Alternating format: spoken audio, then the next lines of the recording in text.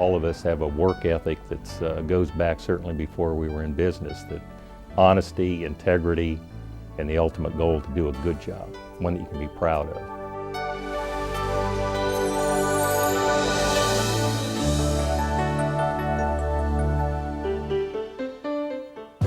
My philosophy on business, on life, started with what my parents gave me when I was very young, in my family life and growing up. Although he was born in Georgia, Jim was raised in Florida from the age of 5 by parents who nurtured characteristics of integrity, honesty, friendliness, and always supported Jim's enthusiasm for hard work. I was involved in quite a few business ventures when I was young. I sold newspapers. Back then they were a nickel for a newspaper. I quickly went from the newspaper business into the lawn service business because at a nickel a shot, it was a long way to make a dollar. My father, he would carry me from job to job, disrupt his own schedule. So I even had people working for me. One of the things I learned was that you have to manage by example. Jim's leadership skills continued to grow through his involvement in organized sports, where he developed a clear understanding that success is a team effort. Jim moved on to the University of Florida, where he would form his first and most enduring partnership, one that would be there to support him in every way. Two things attracted me to Jim when I first met him. One was his great-looking blue eyes, and the other was the fact that he had such a cocky attitude.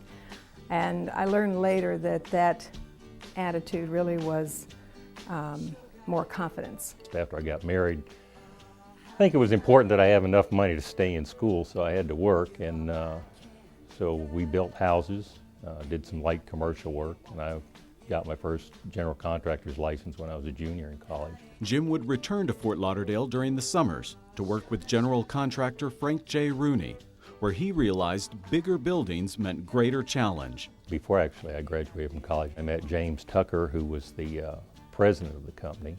One of the things that he taught me is something that I try to carry over in our business, and that is that in order for a person to be a success, he has to be challenged. Jim's hunger for challenge would not be satisfied at Frank J. Rooney for long. The sign on the next office in which he would work would say James A. Cummings Incorporated. When he came home and told me he wanted to start his own company, I just said, let's go for it. I was scared about it, but I believe that he was capable of doing whatever he wanted to do. Well, when we started our business, there were 3 of us, myself, Pete McCachran, and Rick Deere. We had all worked for Frank J. Rooney. We all knew that each of us could do our job. We all had confidence in each other. And this well-skilled team was off and running, often working 18-hour days and weekends. And the early 80s presented some challenges for a new business, especially construction. We had enough money to last us for about 6 months. And I remember I didn't take a salary for a year, so I was looking forward to our first jobs. I remember the first job we had was a 200-foot tower at Miami International Airport. We got the building up about 90 feet, and I can't express to you the feeling that I got when here's our first job. We had all our money invested, and Rick calls up and says, I think the building's collapsing. Wow, when the tower collapsed, I obviously didn't feel real good. The design of the tower was very unique. That much stress in a tower had never been used before.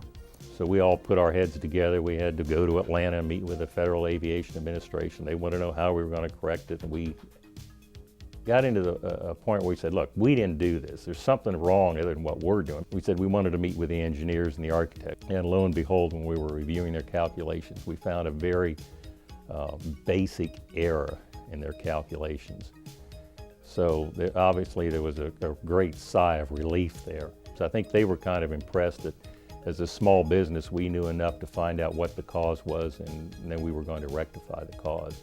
From the early trials of the 1980s economy and the test of their first job, James A. Cummings Incorporated grew with confidence to become one of South Florida's leading general contractors.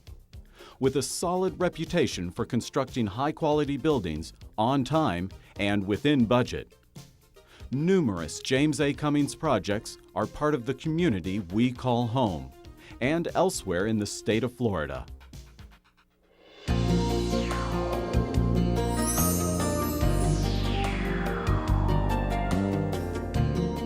Jim Cummings understood very early that leadership starts at the top, and Jim's winning attitude has offered constant stability throughout their 20-year history. There's nobody that I know of that's more of an optimist than Jim Cummings. We are going to survive no matter what is his attitude. Jim, an avid hunter, approaches business the way a hunter approaches the hunt. You need to study the area and learn the patterns of your prey. Preparation and knowledge. I think it's real important that you always know more than your adversary. If you're making a presentation, it's real important that you know more than those people you're making the presentation to. Communication in our business is extremely important. And as any good hunter would, Jim feels a sense of responsibility for his community. And his deeds have proved him to be a good citizen to his South Florida neighbors. It is important that you show your involvement not just with writing a check, but with giving your time as well. Jim and Jan have both given time and money to causes they feel strongly about. Education is one of those. Jim is an active alumnus of the University of Florida, providing leadership, guidance, and scholarships. We provide 5 scholarships a year. I think that gives a lot of young people the opportunity to go through school with a lot less stress. I received the James A. Cummings Scholarship Fund at the University of Florida. After graduation, Alex joined many other University of Florida graduates at James A. Cummings Incorporated. The way they run their business really filters down through their individuals that they have working for them. I know I want to be like Jim one day. I really do. I'm going to school now to get my master's in business administration from Nova Southeastern. Our local community has also been the recipient of Jim's energy and generosity, as he helped build a recently completed facility for the Partnership for the Homeless. We had 1 year to design and construct that 200-bed homeless assistance center. Jim Cummings led that charge. Jim went to all his subcontractors and suppliers and got them to contribute, in-kind services, and he reduced that price by $1.8 million. It's better than that. The Friday after Thanksgiving, we were coming down to the wire for a December opening. I went to the site and Jim Cummings was there working. But after we were finished, Jim returned the check to the partnership in the amount of $58,000 to be used for operational expenses. That's an act of a very generous, very dedicated individual. Jim has also been involved in many other programs, including the Boys and Girls Club, United Way of Broward, and he participates in a mentor-protege program to assist small and minority business enterprises to develop and grow.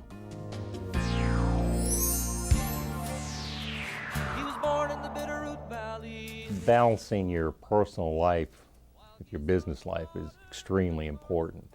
Jim has always worked to try to spend time with our girls, and that is very difficult sometimes with his schedule. It gets back to the time you have with your kids. If you're relaxing, you have to have quality time. I relax by hunting. I relax by fishing. I ride a horse in Montana all the time. He and I went bear hunting together. It's similar to running a business because the buck stops with Jim.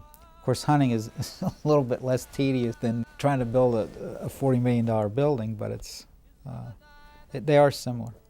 Jim is an entrepreneur because he has that vision.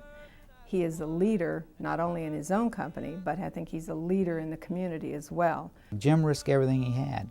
He's the quintessential risk taker from the standpoint of, look, I'm not afraid to reach out and grab what I want.